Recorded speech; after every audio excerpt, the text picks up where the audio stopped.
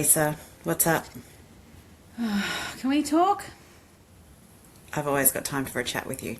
Let's chat. All right. After the gin settles, let's do this. Let's do it.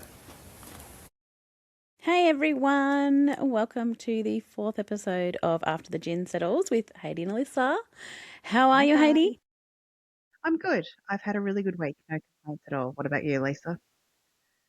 Yes, I have had an interesting week. We might save that for the end. A number of things has happened this week, and I'll pick one that's broken me. But so, just a heads up to everyone. We are going to be talking about my beautiful nephew, your beautiful son Harper, in this episode. This episode's called "The Diagnosis That Broke Our Family," which will give you a bit of an idea of what we're talking about today. It does deal with quite a bit of grief. It is a bit of a heavy episode. And this is actually our second time recording it. The first time was almost like a therapy session for us. We just, I Yeah, I think, think I think for me, I didn't realize how much I was carrying with trying to tell that story, and we kind of got a bit off track. Um, yeah, but we're going to try to concentrate just on the path to diagnosis, so that if you are struggling with a rare disease or struggling to get a diagnosis, that this is your story. yeah. So, um, this is predominantly your story, Heidi. So Yep. we're going to let you run this episode. And I've got my handy dandy notes to keep us on track. Um, so, which just shut on me just right then. Okay. So, did we want to talk about Harper? Yeah, I was going to say we're going to use Harper's name in this episode. You'll see that we don't use our other children's names because they're still alive, and that we don't want to bring unwanted attention to them. But Harper has passed. I think we can say that quite openly. And so I'm very happy to use his name because I think it's really important to use the name of the person who has died. So we were going to use Harper. All right. So are you ready, Lisa, for me to start my story? I'm ready, Heidi. Okay. So I think it starts in June 2019. So before that, Harper was a healthy, happy, active, busy boy, and he gave us no indication that there was anything wrong with him. Maybe we thought a little bit of autism like his sister, but nothing that we were sort of concerned about. He didn't have any waving red flags for us. In June 2019, about a month after his third birthday, he had his first seizure, and I was home with just the two kids at that time. And I remember him dropping to the floor and seizing, and I'd seen kids seize, I'd seen babies seize with my work. So I automatically knew that he was having a seizure. And I didn't go into fear at that stage because I went into nurse mode. I put him in recovery position. I called an ambulance. I was very tick boxy. I made sure that I had someone to take care of it. I rang Matt. It wasn't until, so he seized for probably 5 or 6 minutes in the first go, and he turned very blue during it. And then he seized again in the ambulance on the drive there. And it wasn't until we pulled over at a local McDonald's to wait for the intensive care paramedic that I remember stepping out of the ambulance and sitting in the gutter and crying, and actually being overwhelmed by all those emotions of, holy crap, my son's just had a seizure. And no one in our family had seizures. It's not something that we had ever experienced before. It's not something that we had any knowledge of. So we spent a night in the local hospital. They did some testing and found that he had influenza A. So they initially called it an afebrile seizure. And that is basically where they thought it was the virus causing the seizure. And they said, he might have another one. If he's sick, he may never have another one. And so we sort of went home with this, okay, don't really know what's going on. And I remember calling mum, on our way to hospital and being really quite distraught and overwhelmed because this has never happened to any of our kids that we're aware of. And I don't know how you guys felt if, like, once you got wind of it? Yeah. So just to background, 10 weeks before he had his first seizure, I'd had my first baby, so my son. And we decided, we had a couple of family members who were like, we're not getting vaccinated, whooping cough vaccinations and things that I'd asked them to get to see him when he was a little baby. So we'd organised a little do at 10 weeks when he was able to get his vaccinations. And I didn't realise that you were planning on coming down for that to surprise us. Yeah, I wanted to meet my nephew. Yeah. So we didn't know that you were coming until Mum got there and was like, oh, Haiti was supposed to be coming, but Harper's just had a seizure. And I was like, oh, but I was very distracted with the people in the house. So I was concerned, and I think Mum was quite concerned, and having to socialise in that space would have been quite hard for her. But no one else had had a seizure in our family. The only people that I knew had had seizures that I knew of just had one because they were a bit sick that day. They were fine, or they had epilepsy, and it had been something that had been something in their lives then, when they were little. So I was like, oh, well, he's probably just one. Something's happening that day. So I think we were quite dismissive of it to start with because we didn't really understand the severity Where of it was what going. could happen. Yeah, yep. So his first seizure came as a shock, and there was a bit of confusion, but we kind of trusted that maybe that would be it. He was attending kinder at the time, and he actually had his second seizure at kinder. So his kinder teacher was in the ambulance and took him in, and we met him at the hospital. And that kinder staff handled it absolutely amazingly. Like, they were so fantastic. They were so caring and kind and compassionate. And I will be forever grateful for the care that they took during this seizure and the many more that he threw at them throughout his time. So it was after this seizure, we went back to the same hospital as our first one, and they sent us home that night, but they did send us off with a referral to the local children's hospital, so the Royal Children's Hospital in Melbourne. And they said that they suspected there would be a diagnosis of epilepsy, but we'd need to go through the formal testing. And I think after that one, I was like, okay, he's going to get diagnosed with epilepsy. It's going to be a pain, but everything's going to be, he'll get onto medication. There was quite a bit of a wait between that second seizure and when we were meant to have the EEG to confirm epilepsy. I can't remember if it was like sort of 4 weeks, or 2 to 4 weeks. I genuinely, a lot of that has been blurred in my memory. We know Harper doesn't do timelines. He does it in his own fashion. So he thought that wait was just a bit too long. And so he then had a third and fourth seizure, and they both happened on the same day, and they were big seizures. They were not breathing. They were full body seizures. They were ambulanced in, and that time they actually sent him straight to the local children's hospital rather than our closest local because it was such a big seizure. And even at that stage, I was still like, okay, it's just epilepsy. And so they brought forward the test, and he had the EEG, which is a heap of dots around his head, and they looked at his brain waves, which did show that there was some epileptic activity going on. And so his initial diagnosis was frontal lobe epilepsy, and they started medication. So we spent a bit of time, probably spent a week in hospital at that stage. And, we got started on medication, and we were kind of told that there might be some more seizures as he got used to the medication, or as he, outgrew it for his weight and he needed to go up on weight and the dosage.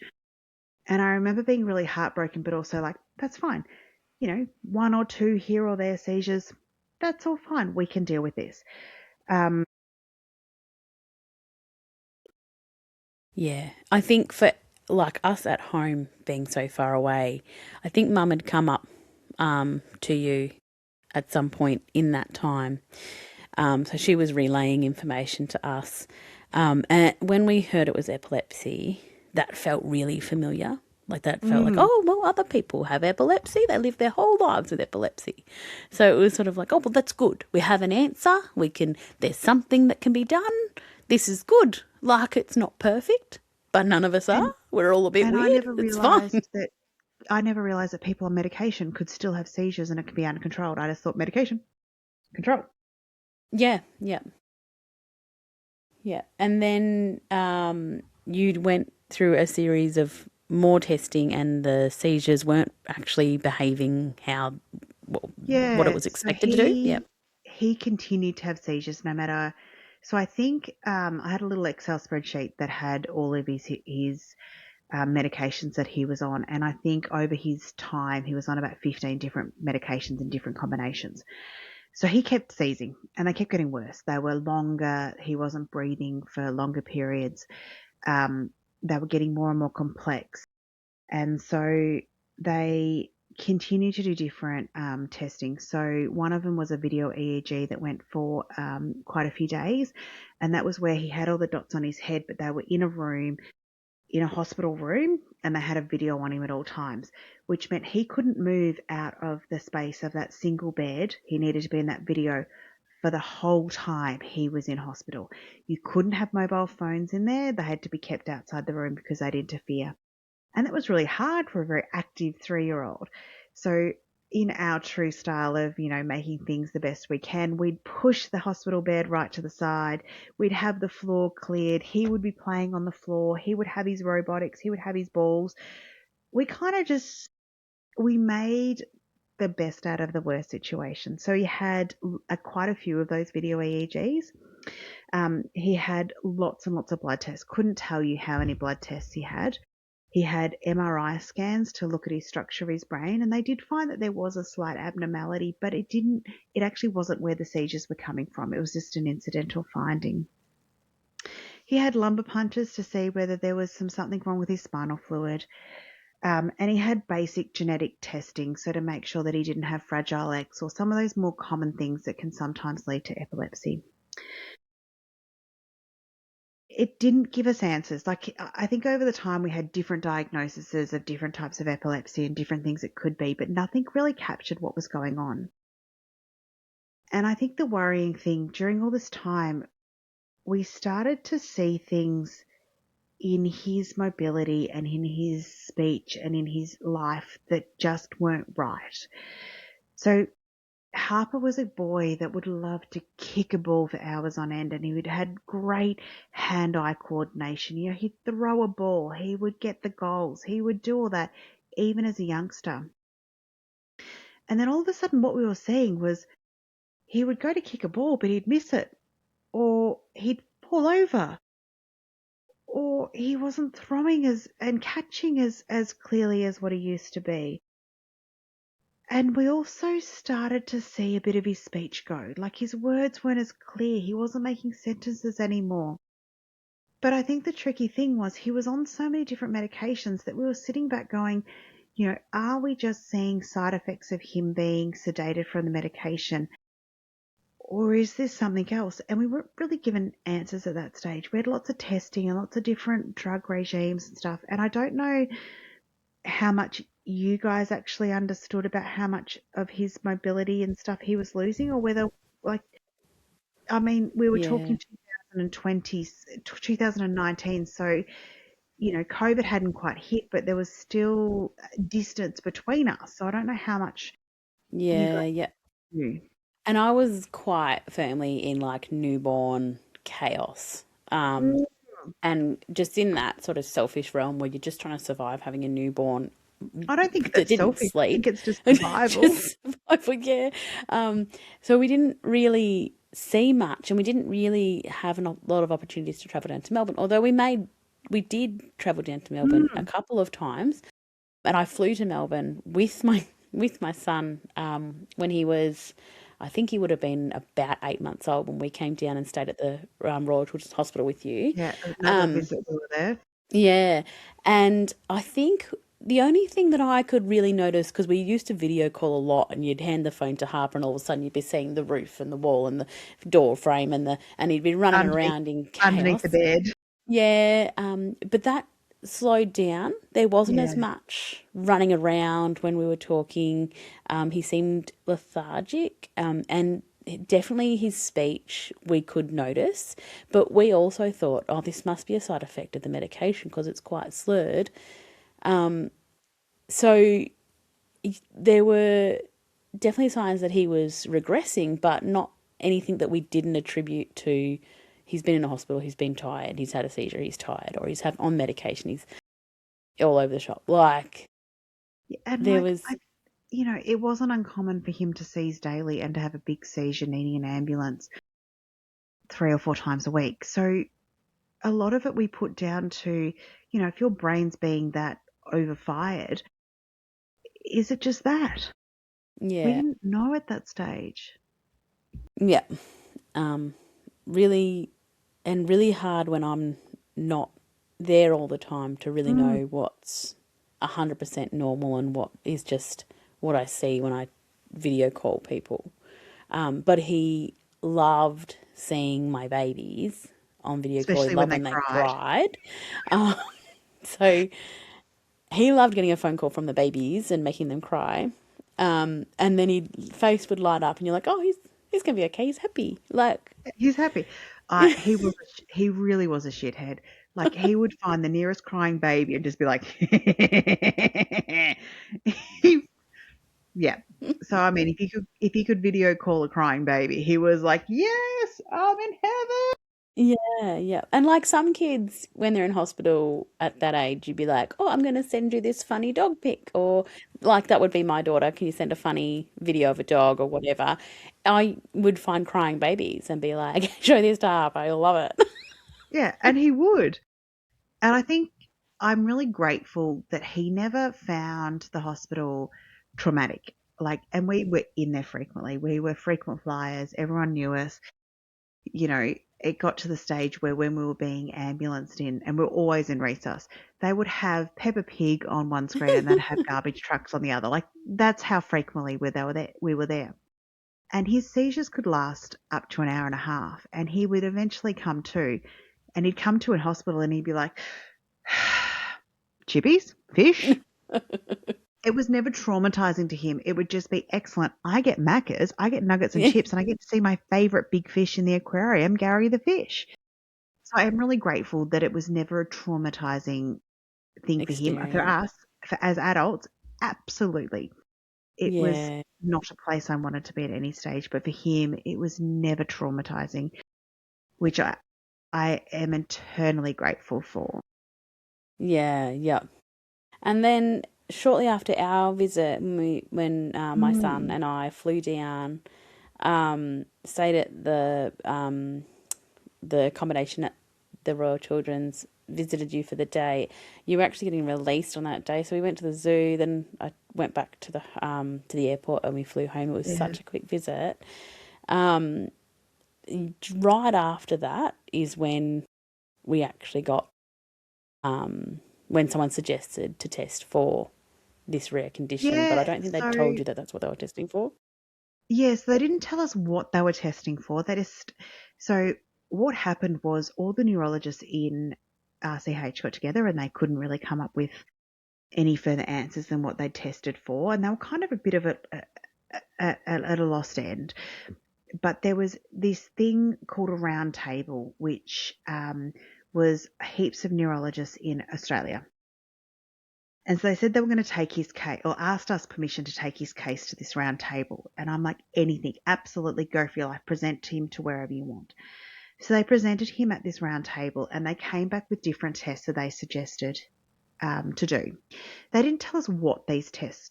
They told us that they were genetic testing, but they didn't say we were testing for A, B, and C. They just said that we're going to test for it. And so they're going to do expanded genetic testing. And some of that could be done in Australia and some of it had needed to be done overseas. So his genetics were sent to America. And so we're getting later into the year in 2019. And so his genetics were sent overseas.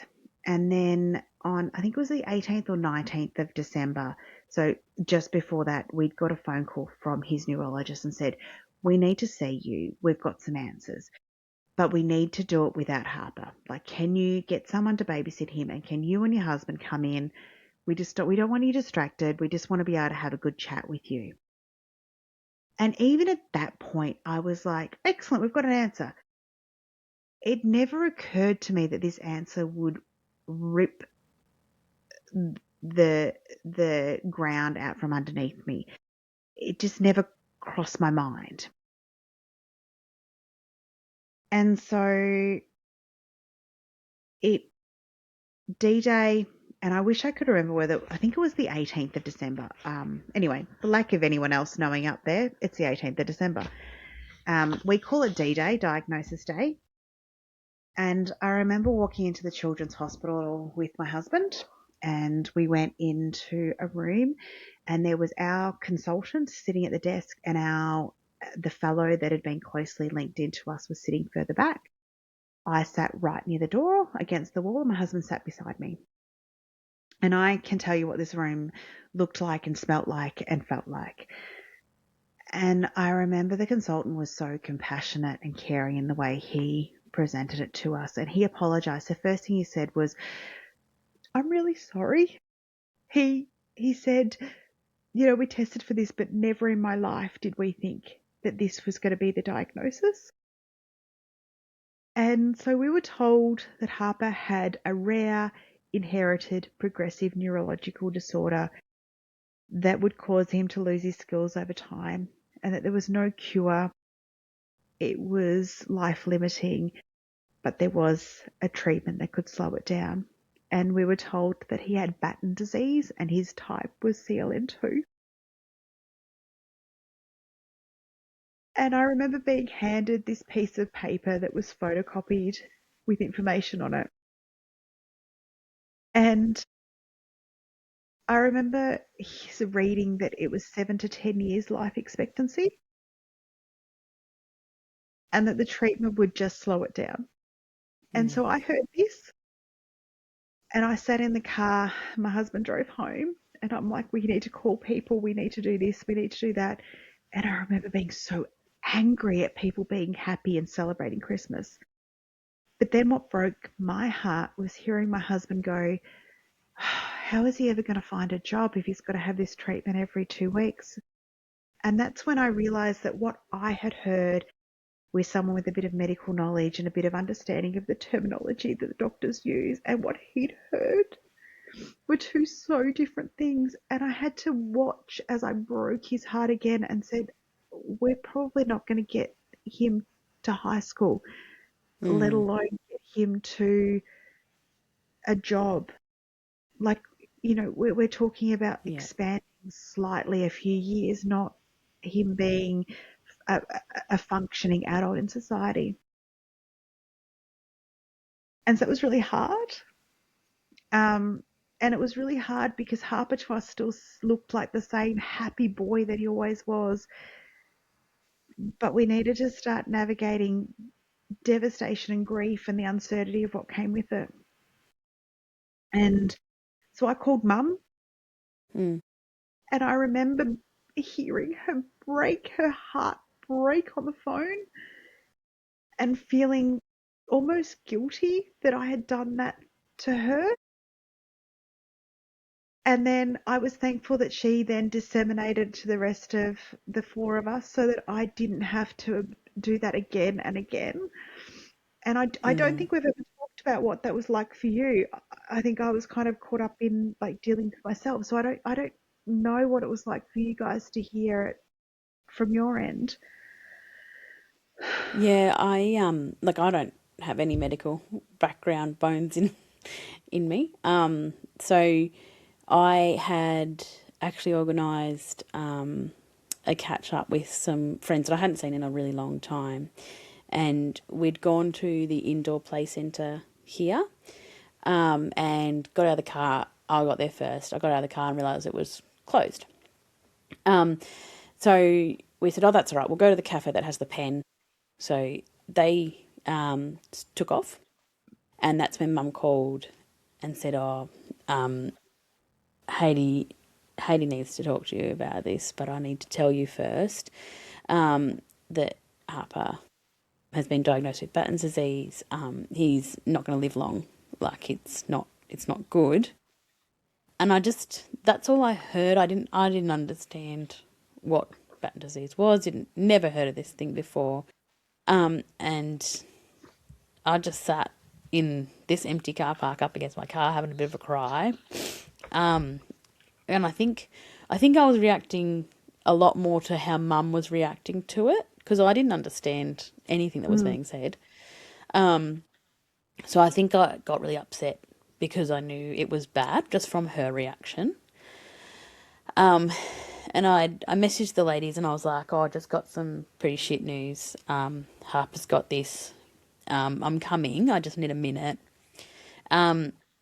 Pulled myself together and I was like, I want to go meet my friends because I haven't seen them for a really long time. And when I got there, I walked in and one of them is a nurse. Actually, I think both of them are nurses. But I walked in, looked our close family friend in the face, and she went, "Don't Google it."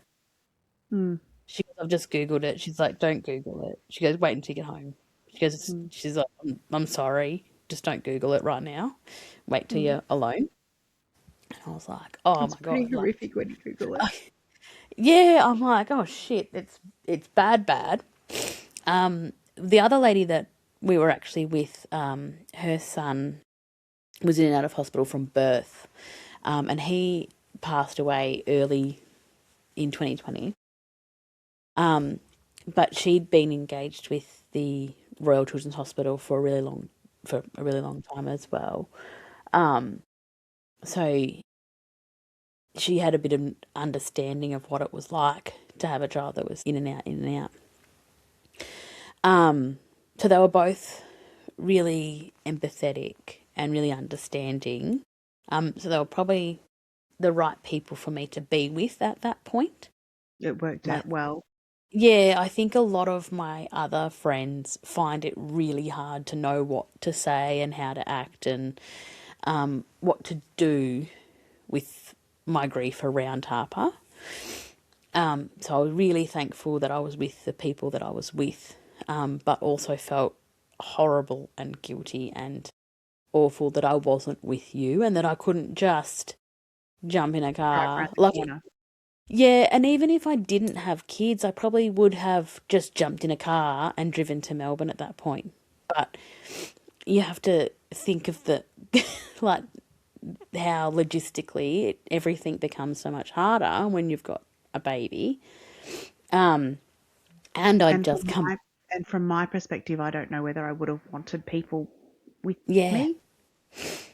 yeah, which is such a tricky thing with grief, and everyone grieves differently, and everyone processes things differently. So some people need space, and some people don't. And I'm definitely one of those people that I would rather know that people are thinking of me than think that I'm completely alone.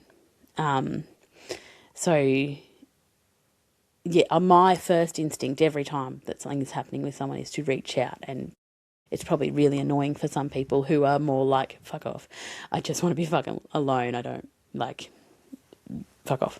But you do it for the right reasons. Like you're not doing it sticky beak. You're doing it because you love people.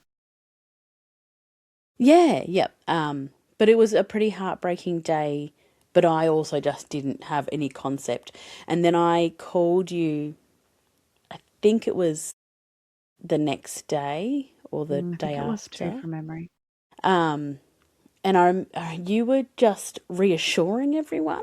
Like, you were like, oh, he's not dying straight away. We're going to have a couple of Christmases. We're going to have a couple of, like, you'd gone into this mode of making sure people didn't overreact or like, you were monitoring everyone's emotions so carefully.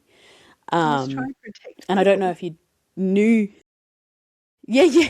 I don't know if you were doing it on purpose, but it was, like, that's sort of the reaction that I got from you. And then I felt a little bit more reassured, but then I was like, I don't really know what's going on.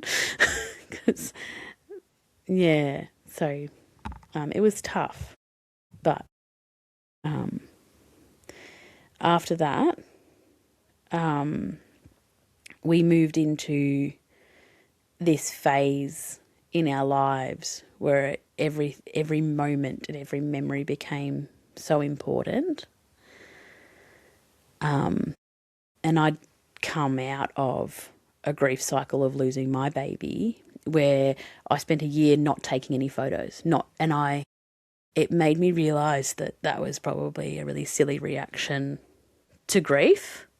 That those memories and those moments, and even though it's really dark, they're really important to still capture these memories because they might be all that you have at the other side of it.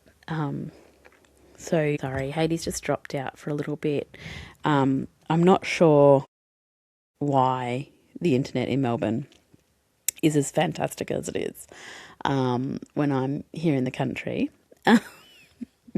But we're just going to have a little break. I'm going to let you know I'm drinking this. It's called Moonshiner Newtown Clara Street Kumquat Gin today. So that's what I'm drinking. If you have ever experienced any kind of long process to get a diagnosis for yourself, for your kids, anything like that, please let us know.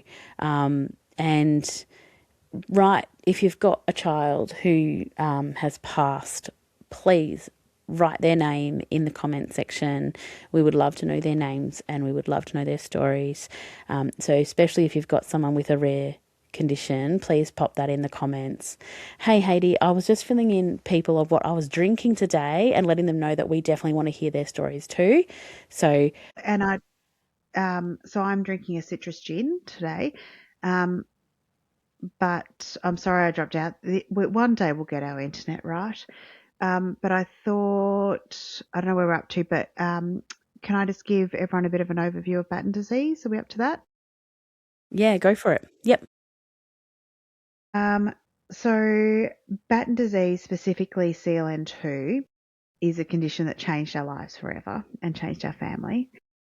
Before Harper was diagnosed, I'd never heard of it. Never, even in all of my studies, had even come across it. So Batten disease is the common name for a group of rare inherited neurodegenerative disorders, and they are called neuroceroid lipofusal. If anyone can pronounce that better, go for your life. But even the consultant who was telling me how his diagnosis said I cannot pronounce it, so I'm happy to slur my words with that one. But there's CLN1 to about CLN13, so there's lots of different varieties of it. And these are conditions that occur where the body cannot properly clear waste from products in the cell. And over time, the waste builds up, particularly in the brain and the nervous system, and it causes progressive damage. So CLN2 typically presents around the 3 years of life, and with a life expectancy of 7 to 10 years. It is caused by a change in the TPP1 gene, and it results in deficiency of a really important enzyme, and that enzyme helps clear the waste in the brain. So without this enzyme, waste accumulates inside brain cells and causes a progressive neurological decline. And some of the early signs are seizures, loss of language skills, difficulty with balance and coordination, frequent falls, and developmental regression. And so I suppose the best way to describe it is like combining epilepsy, dementia, blindness, and like MMD or Parkinson's disease. And worldwide, Batten disease affects approximately 2 in every 100,000 live births. And in Australia, of all the different types of Batten disease, there's about 80 children and young people that are currently living with a form of Batten disease. And there's about 6 new diagnoses each year. It's estimated that there are about 14,000 people living with CLN2 worldwide, and the global prevalence is estimated between 0.6 and 0.7 per million population, so it's an ultra rare condition. There's no cure for CLN2 or any of the Batten disease groups, and in fact the only one with a treatment to slow the progression is CLN2. and it's enzyme in replacement therapy known as Barinia. And it's infused through a little port in the brain that happens every fortnight, and it takes hours on end. It's really super expensive, and we were lucky in Australia that it is on the compassionate drug scheme, so it is fully funded for kids that have CLN2. Other countries have recently suspended its funding or have never funded it. So at least it gave us some hope to slow the progression down. And when you hear the statistics, it's easy to focus on the numbers and think, oh, it's only a couple of children. But behind every one of those couple of children in a million is a family. And for us, Batten disease will never be a statistic. It'll never be the 0.6 in a million children. It will always be Harper. It will always be our beautiful, sparkly Harper who never let the disease get him down. The biggest thing is no matter what he lost and what was taken from him, he just replaced it with something new and cheeky. And he never lost the smile or the spark. And I think that's the thing that I'd like you to remember, that there's lots of people out there with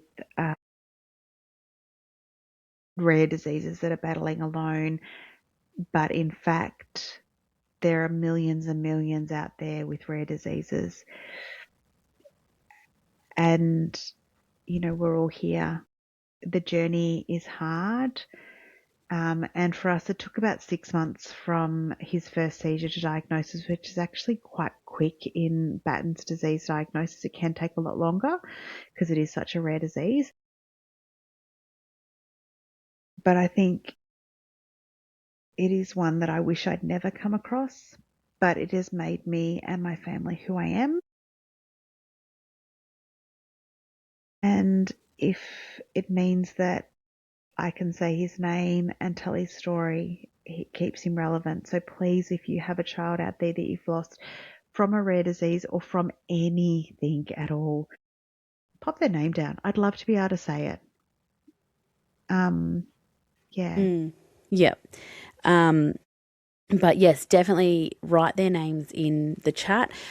We looked it up, and worldwide, rare diseases, about 8 to 10% of the world's population will be affected by a rare disease of some form. So there's rare cancers, there's rare epilepsies. So it's about 8 to 10%. So of those 8 to 10%, there are, as Hayley was saying, a big base of family, friends, acquaintances that are then affected by that rare disease and suddenly aware. And it's that journey that you go on from not even being aware to being aware, to living it, to being, and some of us move into this advocacy space where we're happy to talk about it and raise it and try and raise the profile of it. I think, Neil Danaher is one of the most amazing examples of someone who has managed to raise a rare disease to global recognition. And I'd love to get childhood dementia raised up there as well, because the amount of diseases that have a component of childhood dementia, it blows my mind even when I read the stats now. And I think that the loss of skills and words and, hearing mum, that got lost pretty early. So I think if we can raise awareness of a bit of childhood dementia as well, I think that's really important. That it's not just an old woman or old man disease. It actually can hit them when they are, chubby and young and in the prime of their life. Yeah, yep. It says it's about 34.5 per 100,000 births will be affected by childhood dementia. So quite prevalent, 1 in 2,900 births. So a lot more prevalent than people think. Yeah. I think his speech regressed substantially. The last thing that he held on to, though, is something that is now tattooed on some people. Some people have got like an audio, the little line things that Yeah, make quite up your audio, has got that so. tattooed on them. Yep. So here's one of his beautiful carers who I met through was actually a nurse at work who then helped us out and did a lot of fundraising for us. Has it tattooed as a is it a sound script with a audio bite? My husband has it on there. It's something that I want to get tattooed when I have some spare funds. So if anyone wants to see me get tattooed, I'm happy to do it live if you want to donate some money. But it was actually go away. And he would say that as a hello, goodbye, see you later, go away. But it was always said in the most cheeky way. And I will try to replicate it, but I will not get it right. And Elisa, please correct me if I'm wrong, but it was always said, like, if you said, hey, go on, Harper, he would be like, go away. That's about right. Yep.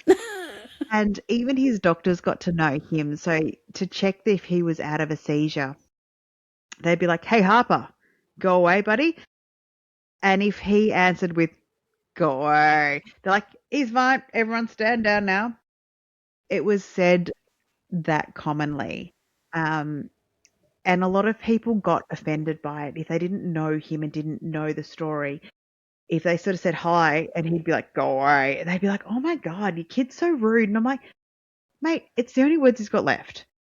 And look at his face. His face tells you it's not rude. His face tells you that he's a cheeky shithead of a monkey. Yeah. He's saying it with glee. And then when he lost Go Away, which was his last, so he lost Mum before he lost Go Away, which, you know, it still hurts me. But once he lost Go Away, he just would roar at you. So you'd go, hi, Harper, how are you? And he'd go, roar. And I remember we'd been discharged from hospital, had a seizure on the way home, got readmitted. And as he's going back through those doors, back into the Cockatoo, which was the neuro ward at the Royal Children's, he just let out this giant roar, and all the nurses stuck their head out and went, Harper's back. And he got so known for his roar that they'd be like, oh, he's back again, Jesus. Yeah. And I'm sure you were on the tail end of your roars. Absolutely. It was an honour. So our sort of mottos became no bad days, which I've got our beanie, no bad days, and go away. Yeah, he had a shirt that said no bad days, only good. And he looked, I don't know, he was standing, this was a picture that captured him really well. And so no bad days was his sign, and so was go away. And I maybe we have to pitch. Maybe I'll try to track down the picture of him with no bad days because I think that's really important to post. But it was no bad days because in his world, even though he was going through these horrible things, and you know, he had lots of side effects and lots of pain, lots of things that we tried to get ahead. There wasn't many bad days because after all, go away. Nothing couldn't be fixed by, Gary the fish at the children's hospital, some nuggets or some spaghetti bolognese painted from head to toe. Yeah. So I think if you've made it this far in this podcast, it's been pretty deep. Please, let's confuse anyone who doesn't listen to this point. Comment go away. Yes, if you please. don't feel like doing that, you think that might be a bit rude, post no bad days, or please tell us about the special people in your life. I'd just like to see a whole row of people saying go. Raw. Just a roar. Go raw. Go for it. So go for it. Thank you so much. We are out of time for tonight. Harper it was really important for us to do this episode relatively early. Harper is someone that we talk about all the time. You guys knowing his story and knowing this part of his story was really important for us to share. We will do more episodes about Harper, more episodes about the people who helped us in this process. We'll definitely give a shout out to the people and organisations that became absolutely fundamental in us. Yeah. Yep. So keep tuning in if you want to hear more of Harper's story or more of the chaos of our lives.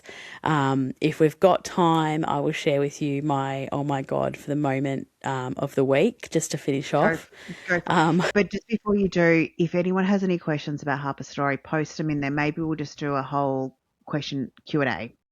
But I think I'm going to sit back on the oh my god for the week. And Elisa, you take it away, sister. Yeah. So I was on the way to my son's soccer game with my daughter. We don't normally go, and she had cracked the nanny poos and wanted to go to soccer today. So we were heading down the street. This street is not a street that you expect anyone to merge onto your side because it's actually lined in the middle with trees. So there's no way that someone could merge. So I was completely not expecting to see a car coming at me being chased by the police. But there was someone obviously in like a stolen car or running away from the cops doing something naughty. And they just turned and were coming straight at me through a roundabout. And I think someone was looking out for me in the world. I remember leaving the house and thinking, isn't it weird how sometimes you leave, like some people leave the house because their daughters crack the shits about not getting to go to soccer, and then they have a crash, they die, and they never go home. That's the kind of intrusive thoughts that I get every day. Shout out to anyone who gets intrusive thoughts. And then literally 20 minutes later, this car has just turned and is coming at me. And I've slammed the brakes on, merged over to the side. The person behind me has cracked the shits with me. I don't know if they even noticed that there was a car coming towards us or not. But then as I was looking in the rearview mirror, everyone's moving over for this madman.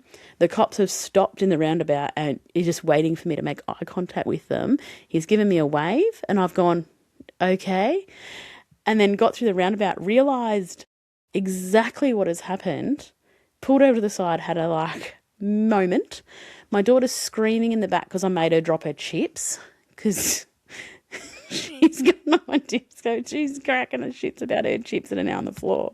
I'm like, Mum's having a breakdown. And the person that was behind me he got really annoyed at me that I was trying to merge over to the side. I was like, I don't know what your problem is.